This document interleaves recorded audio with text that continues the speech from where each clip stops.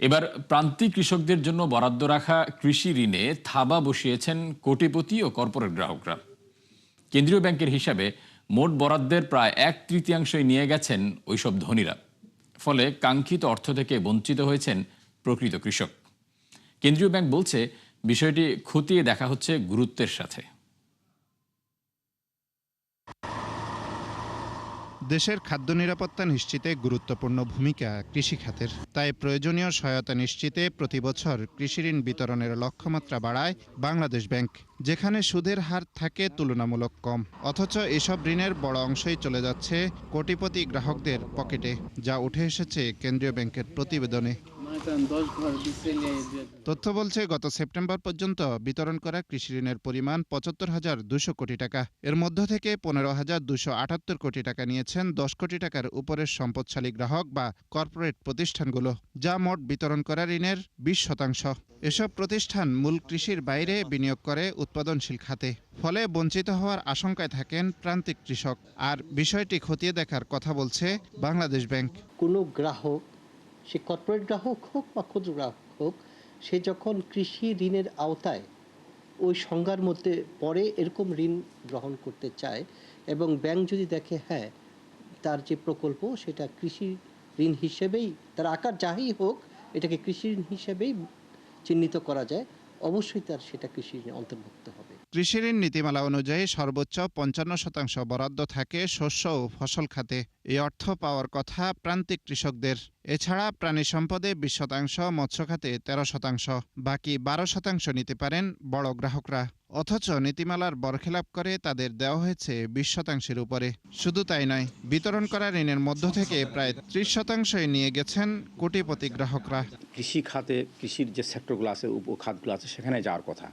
তো সেখানে যদি কোনো নিয়ম ব্যত্যয় করে কর্পোরেটরা যদি এটা নিয়ে যায়, তাহলে এটা ওয়ান কাইন্ড অফ একটা ডাইভারশন অফ লোন, এবং এই ব্যাপারে বাংলাদেশ ব্যাংক এটা দেখতে পারে। তা আমি মনে করি যে নীতিমালা আছে, সেই নীতিমালা ফলো করে কৃষির লোন কৃষি খাতে যাওয়া উচিত। তথ্য বলছে, ক্ষুদ্র কৃষি গ্রাহকদের কাছে সরাসরি মাত্র ১৩,১৪৯ কোটি টাকার ঋণ বিতরণ করেছে বাণিজ্যিক ব্যাংকগুলো। আর বাকি ঋণ বিতরণ করা হয়েছে এমআরএ প্রতিষ্ঠানগুলোর মাধ্যমে। আব্দুল জাহির আনাস, ৭১, ঢাকা। ঈদ সামনে রেখে জমে উঠেছে ইসলামপুরের কাপড়ের বাজার। ঐতিহ্যবাহী এ বাজারে ভারত পাকিস্তানি কাপড়ের রমরমা বাণিজ্য থাকলেও এবার আমদানি নেমেছে ২০%। আর সেই জায়গা দখল করেছেন দেশীয় উদ্যোক্তারা। ফলে বিক্রিও হচ্ছে তুলনামূলক কম দামে। স্থানীয় ব্যবসায়ীদের হিসাবে এবার রোজার ঈদে কেবল ইসলামপুরেই প্রায় ১২,০০০ কোটি টাকার পোশাক বাণিজ্যের সম্ভাবনা রয়েছে। আরও জানাচ্ছেন রাকিব হোসেন। পুরান ঢাকার ইসলামপুর দেশের বৃহৎ ও প্রাচীন পাইকারি কাপড়ের বাজার। প্রায় সব ধরনের থ্রি পিস, শাড়ি, লুঙ্গি, শার্ট, প্যান্ট ও পাঞ্জাবির কাপড় সারা দেশে সরবরাহ হচ্ছে এখান থেকেই। রোজার ঈদ সামনে রেখে যেখানে ব্যস্ততা বেড়েছে কয়েক গুণ, এবার তুলনামূলক কম দরে মিলছে সব ধরনের পোশাক, ফলে বেড়েছে বিক্রি। এরই মধ্যে একাধিক চালানে পোশাক সংগ্রহ করেছেন দেশের বিভিন্ন অঞ্চল থেকে আসা ক্ষুদ্র ব্যবসায়ীদের অনেকে। অলরেডি ম্যাক্সিমাম মাল শেষ হয়ে গেছে, এখন যা যাচ্ছে রিপিট যাচ্ছে। ৫০-৬০ হাজার টাকা মাল নিছি। আজকে ঈদের কালেকশন ভালো আসছে, তো এই জন্য একটু বেশি মাল নিতে হবে। প্রায় ৩-৪ বছর ধরে এখান থেকে নিচ্ছি। ড্রেসগুলো খুবই ভালো এবং দামও খুবই রিজনেবল। আমার এখানে 5টা আইটেম আছে। 5টা আইটেমে মোটামুটি প্রত্যেকটা কাপড়ই 2 টাকা, 5 টাকা, 10 টাকা করে গজে কম এবার। আর মাশাআল্লাহ গত বছরের তুলনায় এবছর সেলও ভালো। বরাবরই ঈদে পাকিস্তান, ভারত কিংবা চাইনিজ পোশাকের বিশেষ চাহিদা থাকে, যা পুঁজি করে ব্যবসা জমিয়েছেন অনেকেই। তবে বছর ব্যবধানে এসবের আমদানি নেমেছে 20%। ফলে বাড়তি যোগান দিতে হচ্ছে স্থানীয় উদ্যোক্তাদের। আহসান মঞ্জিল সুপার মার্কেটে সেই বাস্তবতা স্পষ্ট। যেটা ইন্ডিয়ান আসে ওটা ইন্ডিয়ান থেকে আসে, আনকমপ্লিট, আমাদের এখানে কমপ্লিট হয়। আর যেটা আপনার যে বাংলাদেশে তৈরি, এটা বাংলাদেশে এমব্রয়ডারি কারখানায় কাজ হয়, আমাদের এখানে কমপ্লিট হয়। কিছু পাকিস্তানি ইন্সপায়ার্ড, কিছু ইন্ডিয়ান ইন্সপায়ার্ড, কিছু পাশাপাশি দেখা যায় বাংলাদেশি এ টু জেড একটা ধামাকা কালেকশন, যেগুলো ইউনিক কালেকশন, সেগুলো তৈরি করি। যেমন সাপোজ বলা যায়, সাপোজ এই যে একটা প্রোডাক্ট আমরা তৈরি করতে যা লাগে এ টু জেড নিজস্ব তৈরি করি, ঠিক আছে। তার মধ্যে দেখেন আমাদের কালার যে গ্যারান্টি, এটা আমরা প্রুভ করে দিই বিএসটি এর মাধ্যমে। আমাদের এখানে 250 টাকা থেকে শুরু করে 2,500 টাকা পিস পর্যন্ত লুঙ্গি আছে। আর শাড়ি 350 টাকা থেকে শুরু করে 1000 টাকা পর্যন্ত। ব্যবসায়ীদের হিসাবে দৈনিক গড়ে 400 কোটি টাকার পোশাক বিক্রি হচ্ছে ইসলামপুরে। সে হিসেবে এবার ঈদের বাণিজ্য 12,000 কোটি টাকা ছাড়িয়ে যাবার সম্ভাবনা রয়েছে। ইসলামপুর তো হোলসেল ব্যবসা পাকিস্তান পিরিয়ড থেকে 3 পিস, তারপরে আমাদের শার্টের কাপড়, প্যান্টের কাপড় যেগুলো ম্যাক্সিমামই আমাদের লোকাল আর কি। হ্যাঁ, কিছু ইম্পোর্ট হয়। ইম্পোর্টটা কতটুকু হয়? খুব আমার মনে হয় যে 20% ইম্পোর্ট হতে পারে। এখন বাংলাদেশের কাপড় চিনা বড় মুশকিল। এটা কি পাকিস্তান না ইন্ডিয়া? এমনকি ইন্ডিয়া এবং পাকিস্তান থেকে ভালো কাপড় আমাদের এখানে তৈরি হচ্ছে। যারা ক্রেতা তাদেরকেও দরদাম করা উচিত, সচেতন হওয়া উচিত, যে না আমি তো এটা দেখলাম ইসলামপুরে এত টাকা, আপনি কেন এত টাকা নেবেন? ইসলামপুর বস্ত্র ব্যবসায়ী সমিতির সদস্য 4000 হলেও এই বাজারে ব্যবসা প্রতিষ্ঠানের সংখ্যা 10,000-এর আশপাশে। রাকিব হোসেন, 71, ঢাকা। ট্রাম্পের পাল্টা শুল্ক অবৈধ ঘোষণা করায় দেশটির সাথে করা বাণিজ্য চুক্তি স্বয়ংক্রিয়ভাবেই বাতিল হয়ে যাওয়ার সম্ভাবনা রয়েছে। আর কথা জানিয়েছেন বাণিজ্য সচিব মাহবুবুর রহমান। তা পুনর্মূল্যায়নের দাবি জানিয়ে ব্যবসায়ী ও বিশেষজ্ঞরা বলছেন এটি বড় সুযোগ বাংলাদেশের জন্য। আরও জানাচ্ছেন মইনুল হাসান। বাণিজ্য ঘাটতি কমানোর অজুহাতে বিশ্বব্যাপী পাল্টা শুল্ক নামের এক বাণিজ্য অস্ত্র প্রয়োগ করেন ডোনাল্ড ট্রাম্প। আর তাতেই গেল এপ্রিল থেকে শুরু হয় অস্থিরতা। এরই মধ্যে দর কষাকষি ও চুক্তির মাধ্যমে সমাধান খুঁজতে থাকে বহু দেশ। তবে সমান্তরালে ট্রাম্পের সিদ্ধান্তের বৈধতা গড়ায় আদালত পর্যন্ত। অবশেষে শুক্রবার পাল্টা শুল্ককে অবৈধ ঘোষণা করে যুক্তরাষ্ট্রের সর্বোচ্চ আদালত। এই সিদ্ধান্তের পর খানিকটা স্বস্তিতে বাংলাদেশি উদ্যোক্তারা। আর বাণিজ্য সচিবের মতে যুক্তরাষ্ট্রের সুপ্রিম কোর্টের সিদ্ধান্তে স্বয়ংক্রিয়ভাবে অকার্যকর হয়ে যাবে বাংলাদেশের সাথে হওয়া চুক্তি। চুক্তিটা আপাত দৃষ্টিতে অনেক ক্ষেত্রে অসম মনে হয়েছে আমাদের কাছে। ফলে এটা পুরো চুক্তিটা একটু রিভিজিট করা দরকার, পুনর্মূল্যায়ন করা দরকার। এবং গতকালকের এই রায়ের পরে এই পুনর্মূল্যায়নটা আরও অনেক বেশি জরুরি হয়ে পড়েছে। আমাদের তো ধারণা যে চুক্তিগুলো হয়েছে সেই চুক্তিগুলোর কার্যকারিতা থাকবে না, এরকমই তো মনে হয়। যদি কোর্ট একটা ক্ষমতাকে অবৈধ বলে, তাহলে যে ক্ষমতা বলে চুক্তি স্বাক্ষর হয়েছে, চুক্তি করা হয়েছে, সেটা তো ওইরকম হওয়ার কথা। ডোমেস্টিক ল অনুযায়ী অন্যান্য কর আরোপের যে ক্ষমতা আছে প্রেসিডেন্টের, সেটার কথাও বলা হয়েছে। এত কাছে দেখা যাক, আগামী 24 তারিখ নাগাদ আপনার কিছু একটা সিদ্ধান্ত পাওয়া যাবে। অবশ্য আদালতের সিদ্ধান্তের পর থেমে থাকেননি ট্রাম্প। উল্টো রাগে ক্ষোভে নতুন এক আইনের মাধ্যমে বসিয়েছেন 10% শুল্ক, যা কার্যকর হচ্ছে মঙ্গলবার থেকেই। তাই এই সময়ে বাংলাদেশের জন্য সর্বমোট হার কত হবে তা নিয়ে রয়েছে ধোঁয়াশা। ফলে চূড়ান্ত ফলাফলের জন্য অপেক্ষা করা ছাড়া সমাধান দেখছেন না তারা। যেটা 19% ছিল সেটা 10%-এ নেমে আসবে 150 দিনের জন্য। 150 দিন পরে কি হবে সেটা নির্ভর করছে, তারা কিছু কান্ট্রি ওয়াইজ ইনভেস্টিগেশন করবে, আনফেয়ার ট্রেড প্র্যাকটিস আছে কিনা। বাংলাদেশের এখন যেটা করণীয় আছে সেটা হলো এই আনফেয়ার ট্রেড প্র্যাকটিস করে এই দেশগুলোর যে তালিকাটা করা হবে, সেই তালিকায় যাতে আমরা না ঢুকি, সেটার জন্য কিছু হোমওয়ার্ক করতে হবে। যে ওই ধরনের কোনো অভিযোগ যদি ট্রাম্প প্রশাসন থেকে আনা হয় যে তোমাদের দেশে এই ধরনের প্র্যাকটিস আছে, যেটা আমেরিকান আইন অনুযায়ী আনফেয়ার ট্রেড প্র্যাকটিস হিসাবে ধরা যেতে পারে, আমাদের জবাবটা কি হবে? বাংলাদেশের সাথে হওয়া চুক্তি অনুযায়ী 7,132টি পণ্যে শুল্কমুক্ত সুবিধা দেওয়ার কথা যুক্তরাষ্ট্রকে। বিপরীতে বাংলাদেশ পাবে মাত্র 2,500 পণ্যে। শুধু তাই নয়, জুড়ে দেওয়া হয়েছে কয়েক গুণ আমদানির শর্তও। মইনুল হাসান, 71, ঢাকা। এদিকে যুক্তরাষ্ট্রের সাথে বাণিজ্যিক চুক্তি নিয়ে এই মুহূর্তে সরকার কোনো মন্তব্য করতে রাজি নয় বলে জানিয়েছেন বাণিজ্যমন্ত্রী খন্দকার আব্দুল মুক্তাদির। সিলেট এক অনুষ্ঠানে মন্ত্রী বলেন, এই চুক্তি নিয়ে পক্ষে বিপক্ষে নানা যুক্তি রয়েছে, যথাসময়ে এ নিয়ে আনুষ্ঠানিকভাবে নিজেদের অবস্থান জানানো হবে। এ সময় ভারতের সাথে বাংলাদেশের অর্থনৈতিক সম্পর্কের গুরুত্ব তুলে ধরেন তিনি। বলেন, প্রতিবেশী দেশ হিসেবে ভারতের কাছ থেকে বাংলাদেশ আরও বেশি সহযোগিতা ও সুবিধা প্রত্যাশা করে। আধুনিক ডিজিটাল প্রযুক্তি ও সেবা খাতে ভারত বাংলাদেশের পাশে আরও সক্রিয় হবে বলেও আশা করেন শিল্প ও বাণিজ্যমন্ত্রী।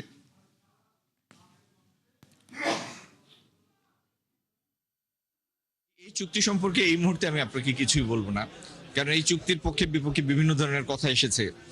আমি আমাদের সরকারের এই বিষয়ে একটি অবস্থান যখন আমরা পাবলিকলি এটা জানানোর মতো অবস্থানে যাব আমরা তখন জানাবো। আমরা চাইবো ভারতের কাছে বিভিন্ন ধরনের বাণিজ্যিক সুবিধা, ট্রেড ফেসিলিটি, যাতে আমাদের রপ্তানি আরেকটু বাড়ে, বাণিজ্যিক ভারসাম্য যতটুকু সম্ভব। বাজারে পর্যাপ্ত সরবরাহ থাকার পর ঊর্ধ্বমুখী সব ধরনের ফলের দাম। দেশি কিংবা আমদানি করা প্রতিটি ক্ষেত্রেই বছর ব্যবধানে দাম বেড়েছে উল্লেখযোগ্য হারে। ফলে ইচ্ছা থাকলেও ইফতারের তালিকায় রাখতে পারছেন না রোজাদাররা। আর চড়া দামের কারণ হিসেবে ব্যবসায়ীদের অতি মুনাফা করার প্রবণতাকে দুষছেন ক্রেতারা। মেজবাহ হাসানের রিপোর্ট। সারা বছর না কিনলেও ইফতারের বাড়তি পুষ্টির আশায় কয়েকটি দোকান ঘুরে 1 কেজি করে আপেল ও কমলা কিনলেন আলামিন। আর তাতেই পকেট থেকে বের হয়ে গেছে 800 টাকা। অথচ দাম কিছুটা কম হলে তার প্রত্যাশা ছিল তালিকায় আরও কয়েকটি ফল যোগ করার। আগের থেকে তো 50 টাকা 60 টাকা বেশি। নর্মালি রমজান মাসে এমনিতেও দাম বেশি থাকে, তারপর এক্সপেকটেশনের উপরেই। ফলের দোকানে আসা রামপুরার মহিম গুলিস্তানের নাদিমের অভিজ্ঞতাও একই। কেননা সপ্তাহের ব্যবধানে বেড়েছে প্রায় সব ফলের দাম। দিশেহারা ভোক্তা যখন রোজাদার, তখন অস্বস্তিটা আরও বেশি। কেননা এর প্রভাব পড়েছে ইফতারের খরচে। সব জিনিসের দাম ডাবল দাম। এখন গরিব মানুষের খাওয়ার তো কোনো ইয়েই নাই। সব জায়গায় আপনি যেমন এখানে যেমন ওদের সিন্ডিকেট, আপনি গুলিস্তান যেমন গুলিস্তান ওদের সিন্ডিকেট। গেল সপ্তাহে 350 টাকার আপেল 3 দিন ধরে বিক্রি হচ্ছে 400 টাকায়। আঙুর ছাড়িয়েছে 500 টাকার ঘর। অন্যদিকে দেশি ফলও কিনতে হচ্ছে বাড়তি দাম দিয়ে। 1 কেজি বড়ই কিনতে মানভেদে গুনতে হচ্ছে 200 টাকা পর্যন্ত। রমজানের 2 দিন আগে বাড়ছে, তো রমজানের 2 দিন আগে কিছু দোকানদার মাল আইনা রাখছে, এই কারণে একটু দামটা বেশি ব্যস্ত হইতেছে। আগে কিনতাম 350 টাকা, এখন বেশি 400 টাকা। আগে কিনতাম 300 টাকা, এখন 340 টাকা। আমরা আগে থেকে 700-800 টাকা বেশি দাম দিতেছি। ওই বেশি আনার কারণে আমরা কেজি 40-50 টাকা বাড়ায় বেচতেছি। সারাদিন রোজা রেখে ইফতারে প্রশান্তি যোগ করতে গুরুত্বপূর্ণ উপাদান শরবত, কিন্তু সেটিও চলে গেছে সাধ্যের বাইরে। আগে থেকেই ধরা ছোঁয়ার বাইরে লেবুর দাম ছোট একটি বেল কিনতে গুনতে হচ্ছে 100 টাকা। বুশি হলে 1 নম্বরে 2000 টাকা, আর চিনি হলে 120 টাকা, গুড় হলে 140 টাকা, এইসব বলে তোকমা হলে 400 টাকা, আর লেবু হলে 70 টাকা। লেবু না নিয়ে আমি ছোট বড়াই নিয়ে গেছি, আমি কি করব আর। ক্রেতারা বলছেন বাজার নজরদারি বাড়ানো না গেলে সংকট আরো গভীর হবে দিন দিন। মেজবাহ হাসান, একাত্তর, ঢাকা। এবার বৈশ্বিক শুল্ক 10 থেকে বাড়িয়ে 15% করার ঘোষণা দিয়েছেন মার্কিন প্রেসিডেন্ট ডোনাল্ড ট্রাম্প, যা দ্রুতই কার্যকর হবে। সামাজিক যোগাযোগ মাধ্যম ট্রুথ সোশ্যালে দেয়া এক পোস্টে ঘোষণা দেন ট্রাম্প। বর্তমান আইন অনুযায়ী একজন মার্কিন প্রেসিডেন্ট 150 দিনের জন্য সর্বোচ্চ 15% পর্যন্ত শুল্ক আরোপ করতে পারেন। যদিও ট্রাম্পের এই নতুন পদক্ষেপটিও আইনি চ্যালেঞ্জের মুখে পড়তে পারে বলে ধারণা করা হচ্ছে। এর আগে শুক্রবার যুক্তরাষ্ট্রের সুপ্রিম কোর্ট ট্রাম্পের আগের নেয়া শুল্ক কর্মসূচিকে অবৈধ ঘোষণা করেন। পরে ক্ষুব্ধ হয়ে তাৎক্ষণিক 10% শুল্ক আরোপের নির্দেশ দেন মার্কিন প্রেসিডেন্ট। এদিকে শুল্ক আরোপকে অবৈধ ঘোষণা করায় বিপাকে ট্রাম্প প্রশাসন। কেননা শুল্ক অবৈধ ঘোষণা হলে এই অর্থ ফেরত দেওয়ার প্রতিশ্রুতি দিয়েছিল মার্কিন প্রশাসন। এতদিন ধরে সংগ্রহ করা বিশাল অঙ্কের শুল্ক ফেরত নিয়ে তৈরি হয়েছে জটিলতা, যদিও এ নিয়ে কোনো নির্দেশনা দেয়নি মার্কিন আদালত। নুসরাত মৌমি জানাচ্ছেন বিস্তারিত। ট্রাম্পের শুল্কারোপকে অবৈধ বলে রায় দিয়েছেন যুক্তরাষ্ট্রের সর্বোচ্চ আদালত, যেখানে বলা হয় কয়েক দশকের পুরনো ইন্টারন্যাশনাল ইমার্জেন্সি ইকোনমিক পাওয়ার অ্যাক্ট ব্যবহার করে করারোপ করেন ট্রাম্প। তবে আইনটি প্রেসিডেন্টকে এই ক্ষমতা দেয় না, আর তাতেই আদায় করা শুল্ক ফেরত দেওয়ার প্রতিশ্রুতি দিয়ে বিপাকে ট্রাম্প প্রশাসন। সর্বোচ্চ আদালতের 6 বিচারপতি যত সহজে রায় দিয়েছেন, শুল্ক ফেরত দেওয়া ঠিক ততটাই কঠিন। কর আদায়ের মাধ্যমে যে বিশাল অঙ্ক যুক্তরাষ্ট্র আয় করেছে তা কিভাবে পরিশোধ করা হবে সে বিষয়ে আদালত কিংবা প্রশাসনের পক্ষ থেকে কোনো নির্দেশনা দেয়া হয়নি, যদিও বিষয়টি নিম্ন আদালতে পাঠিয়ে দেন সুপ্রিম কোর্ট। এরই মধ্যে অর্থ ফেরতের জন্য 1000-এরও বেশি মামলা করেছেন আমদানিকারকরা। যদিও সংবাদ সম্মেলনে ট্রাম্প ও অর্থমন্ত্রী স্কট বেসেন্ট এ মামলায় দীর্ঘসূত্রতার ইঙ্গিত দেন। অর্থ ফেরতের বিষয়ে কোনো আলোচনা হয়নি, কোনো নির্দেশনাও দেয়া হয়নি। আমাদের আগামী 5 বছরের জন্য আদালতের দ্বারস্থ হতে হবে। অর্থনীতিবিদদের মতে অর্থ ফেরত দেওয়া শুরু হলে বঞ্চিত হতে পারে কিছু ছোট প্রতিষ্ঠান। এ প্রক্রিয়া শুরু হলে শুল্ক পরিশোধকারী ও আমদানিকারকের চুক্তির উপর নির্ভর করবে অর্থ ফেরত পাবে কোন কোন প্রতিষ্ঠান, যেখানে তৈরি হতে পারে আইনি বিরোধ। যদিও অর্থ ফেরত পাবার দৌড়ে আছে 3 লাখ প্রতিষ্ঠান। অর্থের অঙ্ক নিয়েও রয়েছে দ্বিমত। মার্কিন কাস্টমস ও সীমান্ত সুরক্ষা সিপিবির তথ্য বলছে শুল্ক থেকে আয় হয়েছে 134 বিলিয়ন। অবশ্য অর্থনীতিবিদদের ধারণা চূড়ান্ত সংখ্যাটি আরও বড় হতে পারে। ইএলের বাজেট ল্যাবের তথ্য বলছে 2025 সালে $142 বিলিয়ন শুল্ক আদায় করে যুক্তরাষ্ট্র। অন্যদিকে জেপি মর্গানের হিসাবে সংখ্যাটি 200 বিলিয়ন। সর্বোচ্চ আদালতে শুল্ক অবৈধ ঘোষণায় অসন্তোষ প্রকাশ করেন ডোনাল্ড ট্রাম্প। যদিও পরে এক নতুন আইনের মাধ্যমে পণ্য আমদানিতে 10% শুল্ক আরোপ করেন মার্কিন প্রেসিডেন্ট। নুসরাত মৌমি, 71। দর্শক, এই ছিল 71 বিজনেসের এখনকার আয়োজনে। সরাসরি সংবাদ অনুষ্ঠান দেখতে চোখ রাখুন 71-এর ফেসবুক পেজ এবং সাবস্ক্রাইব করুন 71-এর ইউটিউব চ্যানেল। থাকুন 71-এর সাথেই।